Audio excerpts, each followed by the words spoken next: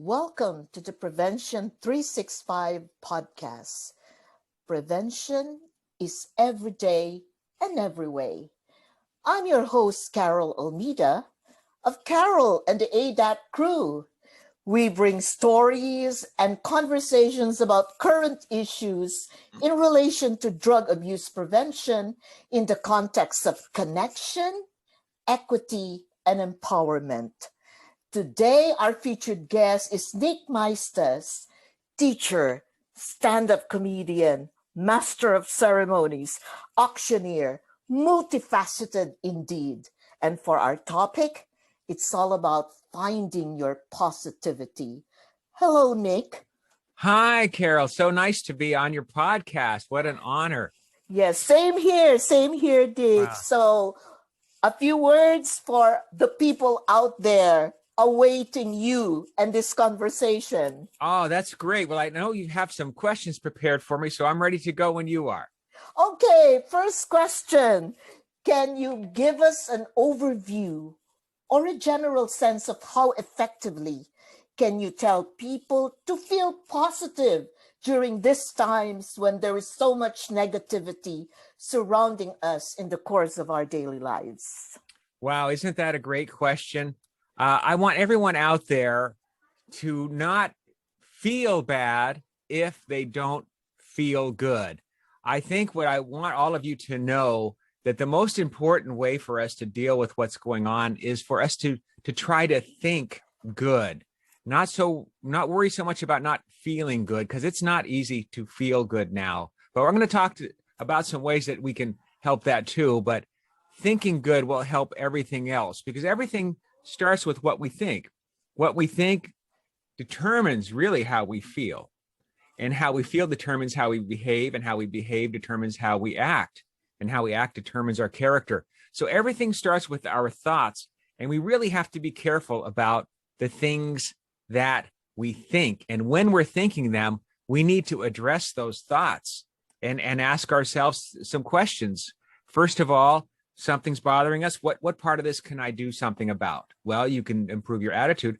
What part can I do nothing about? There are things you can do nothing about. They're completely out of your control, like the weather. COVID, really, we can do nothing about, but we can do something about it, right? I personally can't make that go away, but I can help it go away. So what can I do nothing about? What can I do something about? How can I keep these negative thoughts, get myself even more upset? So that's even worse, right? You don't want to do that. And at this point, what are my options? So what can you do about it? So empower yourself in those ways. I want to encourage all of you out there that we're all going through this storm, and it is a very difficult storm. Very, very difficult. I don't want to sugarcoat any of this today, but we're all going through it in different boats. And some people are actually doing better than they ever have during financially, at least during this time. And others are doing worse than they ever have. And some are just hanging in there. So, but nobody is at their best. No one. So we really need to be patient and kind to everyone, because we're all going through. But listen to the word through. I said through. So far, every single one of you listening or watching this has survived 100% of your worst days. You're still here. You have made it through.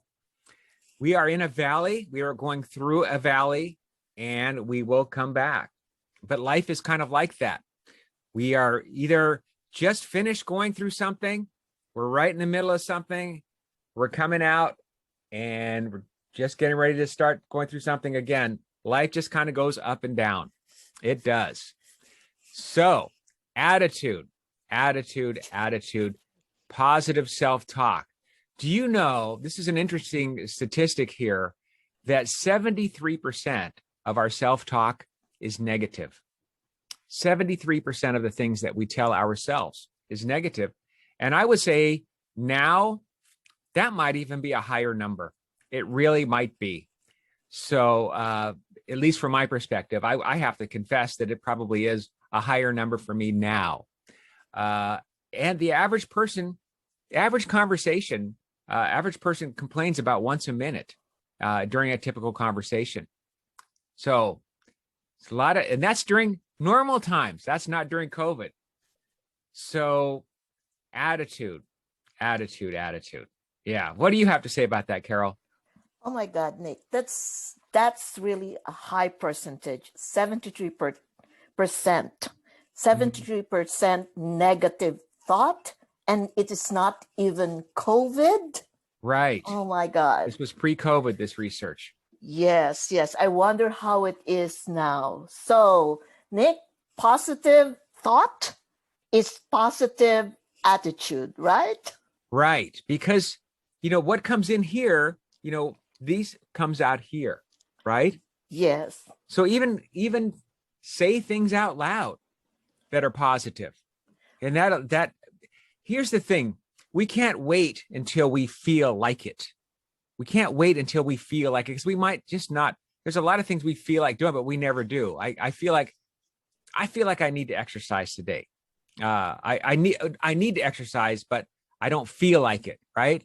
Yeah. So finally, you just make yourself go outside and walk around the block, and then you feel a lot better, because you act yourself into a feeling. You don't feel yourself into an action. All right. You just Yes. make yourself do it. Sometimes it's hard to get out of bed. Just get out of bed. Just even that, just even do something little. Just get out of bed. Go make a cup of coffee or something. But I think that one way to have a really miserable day is to spend the whole entire day just thinking about yourself and your problems. During this time, during this time for me, it's been especially helpful to me to have some friends that we check in on each other. I had a good friend of mine, Lamont, checked in on me this morning, and we talked about our challenges that we're going through, and we listened to each other, and then we prayed for each other. And that really helped my day get off to a very, very good start. So for me, the spiritual aspect has been literally a godsend. So I don't know what all of you use there, but a higher power, whatever it is. But my faith is extremely important to me. And that's how I really think that's the only way I'm able to get through this. Yes. Yeah. Thank you, Nick. Thank you. That's a very good start of our conversation. So let's move on to the second question. Okay. Yes, there's no doubt that you're such a multifaceted person. But being colleagues at ADAP, I have come to know you first as a teacher, a high school teacher. Given your role as a teacher, how are you able to develop and maintain that positive attitude among your students? Well, that's I used to be the director of education at Olympia Academy. These were high school students, a live-in facility, and they were in treatment, and it was awesome. It was absolutely the best job I have ever had. We ended up having to close, but it just was awesome. It was the best, most meaningful job I've ever had. So I'll always be grateful to ADAP for that opportunity. For me, this was what I really liked about it. I asked these kids why they did drugs, and I'll just kind of summarize it. And it basically was, it helped them forget about their problems. It helped them feel good and forget about their problems. But then when they weren't high anymore, their problems were still there. So then they'd have to get high again so they could forget about their problems. And they became addicted. That was the addiction they had. So my thing was to try to help them change their perspective. One of my strengths, everybody has a strength too, friends, and they're all different. So never compare yourself to anyone else, because we've all been given different abilities, and use the ones that you have. I'm just really good at knowing what people's strengths are. And so I would tell them that. I would encourage them to focus on what their strengths were, and to focus on the right things. Again, it was about the attitude and the untruths that they had in their belief system that I helped them address. So that's how I just wanted to be a positive male role model in their life. And I always was able to find some just wonderful qualities in each and every one of them. Yeah. Yeah. There's so much fulfillment as I'm listening to you to hear you say that being at ADAP is the most meaningful part of your life, more so being a teacher, the director of education at our Olympia Academy, Nick. Uh-huh. Yeah, it's so fulfilling. If you are fulfilled, we are too, hearing it from you. Yeah, let's move on now to the third question. Okay. As a master showman on the entertainment stage, stand-up comedian, master of ceremonies, auctioneer, indeed, you put laughter on people's faces. How do you sense that such laughter is transformed into a positive attitude? Well, for me, there's really not a better feeling than performing in front of a group of people and seeing them smile and to see them happy. Nothing makes me feel better than that. Nothing. So when I go out there, I do want people to be happy. The kind of comedy I do, you can go to nickarnette.com and see the kind of comedy that I do. It's all clean comedy, and I just enjoy people, and I don't. I think life's tough enough. I don't pick on the audience, but I just like seeing people smile and forget about their problems, because you just feel better after you laugh. It's a fact that laughter is good medicine. That is a fact, and it makes me feel good too. It really does make me feel good. There's nothing I enjoy more than being on a stage in front of a live audience and seeing smiles on their faces. Yes. Yes. And Nick, I have gone to your Facebook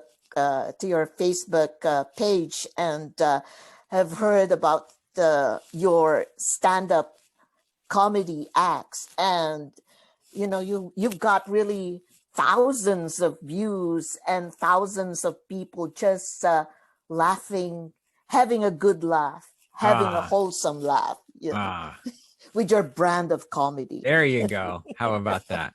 Yes. Okay. Now, follow up.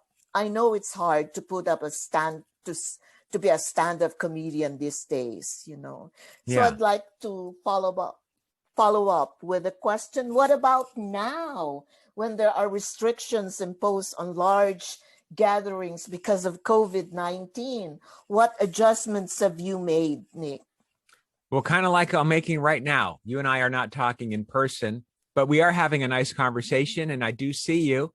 So Yes. It's not perfect, but it's still pretty good, and we're still able to connect with people, far away. So it has brought people together from far away, and we'll always have this tool, and it's only getting better. I mean, who really even knew about Zoom even a year ago? And look how far it's gone now, and almost everyone knows how to use it. And it hasn't been easy at all. And I have done some virtual events, virtual speaking engagements, and but there's not nearly as many. But some of my peers are still doing quite well, even virtually they are.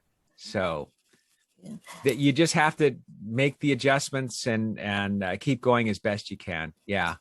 Yes. So the recourse is really the virtual platform. Right. Comedy is extremely, extremely difficult on a virtual platform, because there's latency in the connection, of course. And if everybody is unmiked, then there's a lot of background noise, and it does not translate very well at all. So I've actually learned a few magic tricks here and there, really simple ones. And I teach the audience the tricks as well. So I do more interactive things that I would have never done before. Yeah, you have to adjust. Yeah. Yeah. And you can do magic tricks in the virtual platform. Exactly. That's Something really visual novel. is good. Something visual is good. Yeah, that's Give them really some things to novel. do. Yeah. I hope to see it. And And I'm not a magician. Believe me, I am not. Yeah, I promise you. Yeah. Mhm. So, okay, let's focus now on yourself, Nick. Okay. Yeah. Well, having gone through personal struggles, I know most significantly the experience of losing your beloved mother. How do you emerge from such a difficult situation to be able to bounce back or feel positive once again? Well, yes, thank you for that. A year ago, my mom passed away on February 28th. Fortunately, we were able to have a proper funeral for her. If it had been 1 week later, we would not have been able to. So I'm glad that we were at least able to do that. My dad, he's going to be 91 tomorrow. So they were married 66 years. So that's one of the toughest parts, is to see him grieve the loss of my mom. But we celebrate her life, and she was awesome. And her last 3 years were in a lot of pain, and she was a woman of faith. So that made it a little easier, but I miss her every single day. But this has been an extremely difficult year, good and bad. Good and bad. The good is I stayed with my dad during the lockdown for 4 months, and I come from a family of 5 kids, and my dad worked 2 jobs. So I really didn't spend a lot of time with him, but I spent 4 months with him every day. So that's more than I've accumulated in a lifetime in those 4 months with my dad. And that was blessed. And I still talk with him every day on the phone, and my 4 sisters are there taking care of him.